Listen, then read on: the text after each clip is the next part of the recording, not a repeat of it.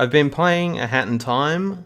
I spoke about it, I think it was a few weeks ago, last week perhaps. I think 1 or 2, yeah. Yeah, but I've since completed the game, which because I spent all day yesterday playing it and enjoying the hell of it. Enjoying the hell out of it. So when you play initially, I think you'd just done like the very first area. I'd done like the first mission. I'd played like 20 minutes and had hardly done anything. Now I've seen everywhere and done most of the things. I've seen a lot of people saying it's very much like Mario Sunshine. Would you agree with that comment? It's very Mario inspired, and it does have some sunshine in it. From a lot of things like there's like these hidden levels which are like the secret of something like in Sunshine, where they're like proper platforming. You don't have any of your abilities. It's just do this with what you have or what the normal platforming would be. They're all the same theme, which I found a bit annoying. They're all white. White and icy. That's an inherent problem with like platformers stuff though. It's like it's always like here's this world, here's this world, this world. It's like it's the same thing all the time. Yeah, but this one was in that mode. It was all white, and then in the main game, you have I think it's 4 areas, and the final area.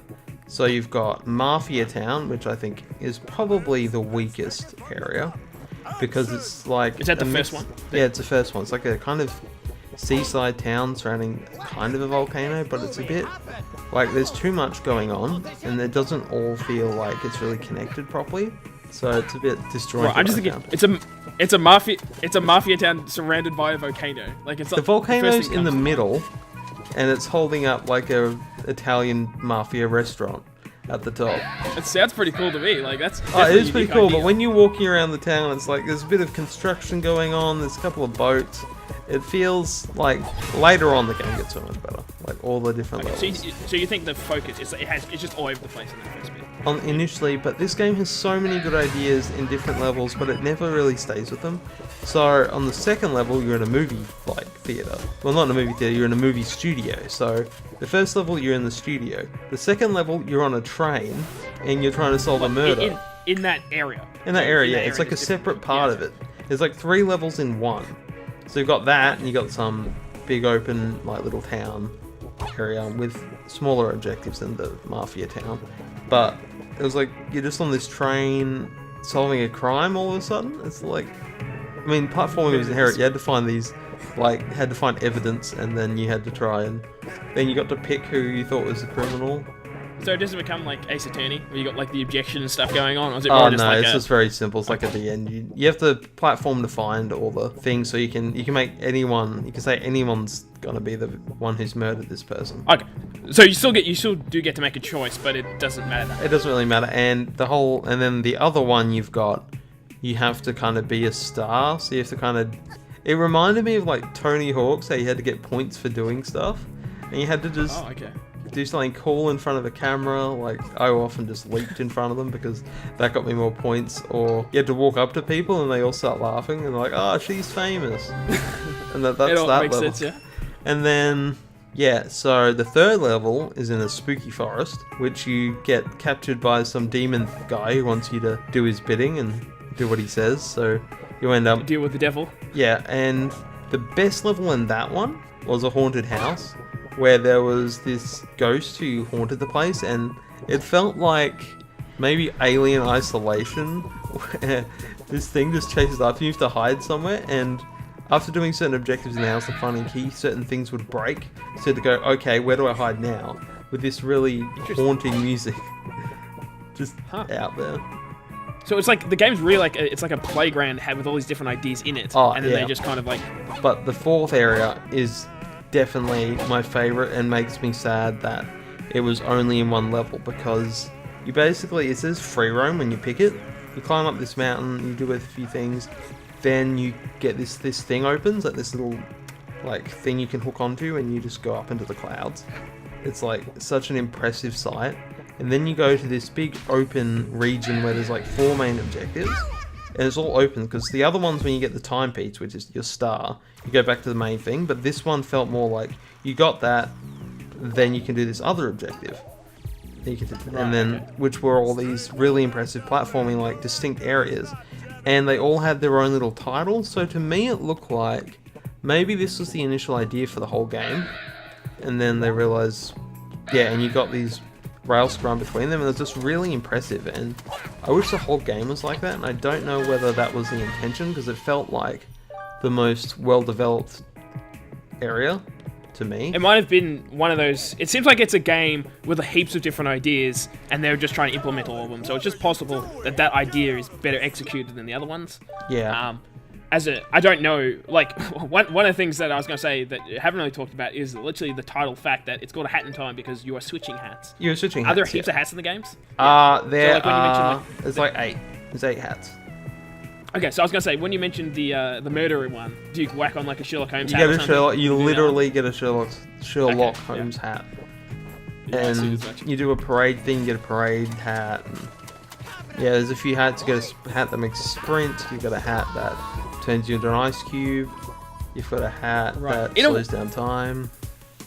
What's funny, because Mario does have that hat mechanic, obviously. Yeah, it's like coming out next week, and it's got all the hat mechanics. Even when I hear a bit more about this game, it reminds me more of Majora's Mask, a Zelda game. Because that oh, so the hats are masks, effectively. Yeah, because the mask gave you different abilities. Like when you mentioned one makes you faster. Yeah, one gives you the ability to sprint. Yeah, actually in that game it's not even a mask; it is a hat. It's bunny ears, so it's more just like a hat in that one. That's where the bunny ears come from. Yeah, in Smash Bros. But yeah, the final level is Bowser's Castle. Who would have thought? You mean Bowser Castle equivalent? So yeah, pretty much. No, it's not Bowser rocks up and goes, we made a deal with Nintendo. Oh, that would be so cool though. That would be amazing. Flat up shows up. Shovel Knight didn't appear, which upset me. He appears in everything. He has shown a lot recently, I guess.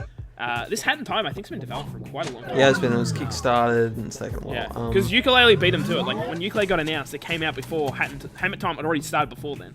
Yeah, and let's say I haven't even talked about the platforming mechanics, which are like you normally play one of these 3D platformers that aren't a Nintendo one, and you go, okay, this does not play as well as Mario, but this one, while not playing quite as good as Mario does, played really fluently and was really quite like you never felt as though the gameplay was like how you played it was making it hard to do things, because it felt I think there's some kind of assist in it where it'll help you do certain things, because you know how when you jump, like say in Crash Bandicoot, you're looking at your shadow, see what that is. Yeah, so this one I think assisted you in that. It's got a double jump, it's got a like in Sunshine you can't do this leap forward and skid across the ground. This one did that. No, not the Yahoo one. Yahoo!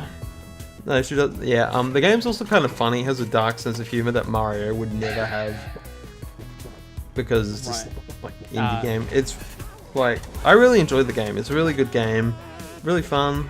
Do you think this game? I mean, it's come out before Odyssey, but do you think Odyssey is inherently going to take away interest from this game, or has? Well, Hat in Time came out before, but Mario is going to dominate everything, everywhere, and I don't think a Hat in Time has the chance to survive it, because Mario's just so much bigger. It probably should have, like, it is in a dangerous spot, because if you release it after Mario Odyssey, people are comparing it to Mario Odyssey. You can directly compare. If you release it before, you're in with a better chance, because I mean, people are hyped for Odyssey. Like, where they might want a platformer to tie them over. So releasing before was probably the advantage. So that's me. That's why I wanted it. I think it would have been slightly better if they released it a bit earlier. But I mean, development time is what it is. If they released it, I'm sure, the earliest they possibly could. Yeah, and they're like, they probably knew, don't release it near Odyssey. That is a death sentence for any 3D platformer. Yeah. Basically, yeah, if you release it near Odyssey, it's a bad idea. But it's like, well, we have to get it before. This is the best we can do. If you release it after, it's going to be a bad thing. Unless you release it way after. And then it's bad for us, because we need money. Like, we need money more than Nintendo needs money. But yeah, they did. But, it's a really good game. Which is good. It's really good. And it's short overall, yeah. Yeah, it took me about 7 hours to beat, but I was enjoying like every minute of it. So it's.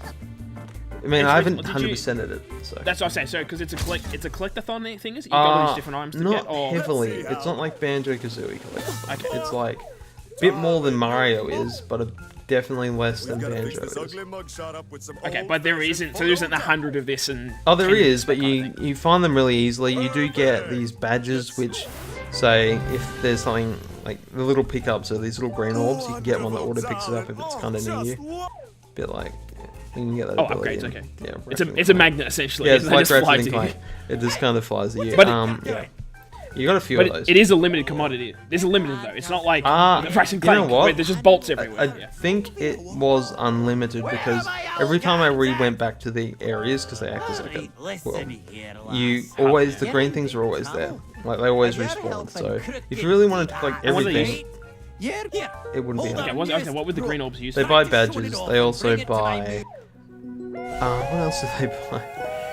They do open levels as well, but they're not hard to find. I always had enough. I never felt like, oh no, I don't have enough. How am I going to do this? Because they're always very cheap. So one level costs 30 to open. I'd find 30 no problem. Okay, So interesting. it made it easier to do it. Does that mean does that mean you can do them in any order as long as you have enough of the green orbs or whatever? You have to collect timepieces to unlock levels. Okay, so they you can't start- just move on. No. But once you open levels with the stars, and then you do the first mission, then you can open another mission with them. There's only like one per thing, whereas later on there's different ways to unlock it. And the Alpine region, which is the big open connected one, you didn't even need anything. You just like you're in there and just do it. So they kept each level they kept trying something different, which was good and kept it interesting, which is important in a game that you're interested in.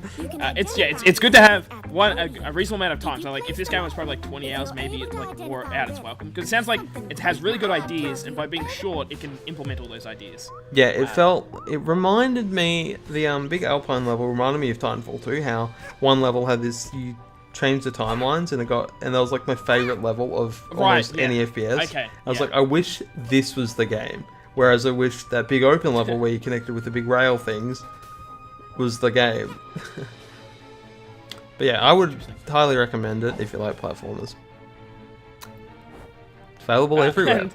And it's out before the inevitable monster of a platformer coming out next week. Oh yeah. The king, as it The were. king is returned.